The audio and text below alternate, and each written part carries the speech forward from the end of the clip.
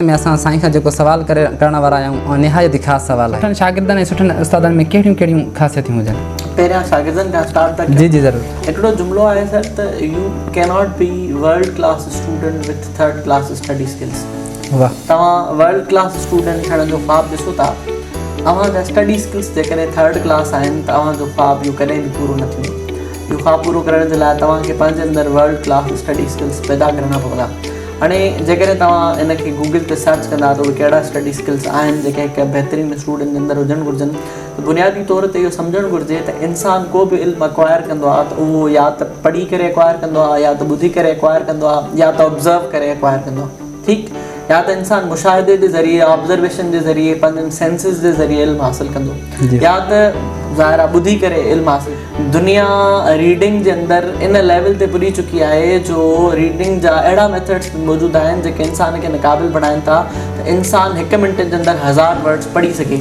Speed reading जो concept आहे। Speed reading जी training Pakistan जी force जे इदारनि जे अंदरि लेफ्टिनेंट्स खे, कर्नल, मेजर्स खे ॾिनी वेंदी आहे स्पीड रीडिंग जी, पर असांजो शागिर्दनि खां नावाक़िफ़ आहे। तो सर पहिरियों जेको बुनियादी ज़रियो आहे न इल्मु हासिलु करण जो, लिसनिंग या रीडिंग या ऑब्ज़र्वेशन, असांजो शागिर्द इन में खुटियलु आहे। असांजे एजुकेशन सिस्टम जी सभ खां वॾी बुराई इहा आहे त इन्हनि 3 शयुनि जे अंदरि बहितर कीअं थियणो आहे, अॻिते कीअं वधिणो आहे, ग़ैर मामूली सलाहियतूं कीअं हासिलु करणियूं, उनजी ट्रेनिंग नथी मिले।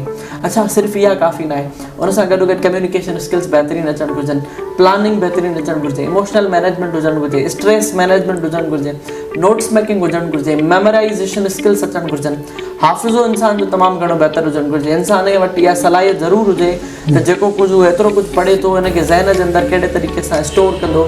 ऐं इहो बि सम्झणु घुरिजे त जेको कुझु असां पढ़ूं था किताबनि जे अंदरि लिखियलु छा उहो हक़ आहे, छा उहो सच आहे, छा उहो हर्फ़ आख़िर आहे, टाइम मैनेजमेंट सिखे, हू पंहिंजे वक़्त खे वक़्त जी तंज़ीम हुनखे ईंदी हुजे, ऐं हू पंहिंजो हर लम्हो पंहिंजे मक़सद सां वाबस्ता गुज़ारींदो हुजे।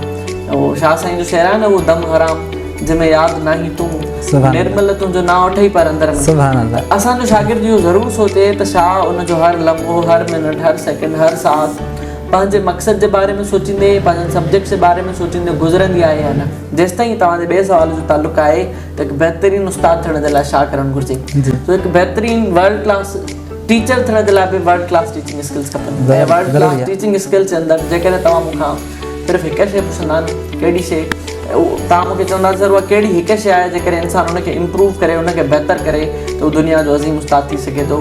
उहा आहे कम्युनिकेशन जी स्किल।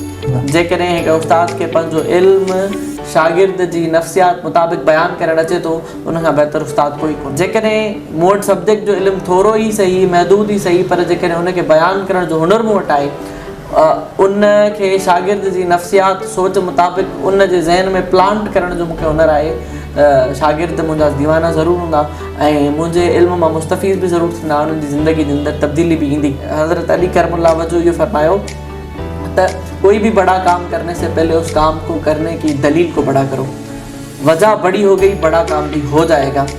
सो जेकॾहिं उस्ताद शागिर्दनि खे वजह ॾेई सघे थो पंहिंजे सब्जेक्ट खे पढ़ाइण जी, पढ़ण जी, सिखण जी, सम्झण जी, उन जे अंदरि पैशनेटली अॻिते ग्रो करण जी, त पोइ मुंहिंजे ख़्याल में मसइलो हल आहे। जेकॾहिं उस्ताद जे इल्म ऐं अमल में तज़ाद हूंदो त उहो मुतासिर न करे सघंदो। गुफ़्तगू जे अंदरि तासीर तॾहिं पैदा थींदी आहे जॾहिं इंसानु जेको ॻाल्हाए रहियो आहे उन ते अमल कंदड़ हुजे।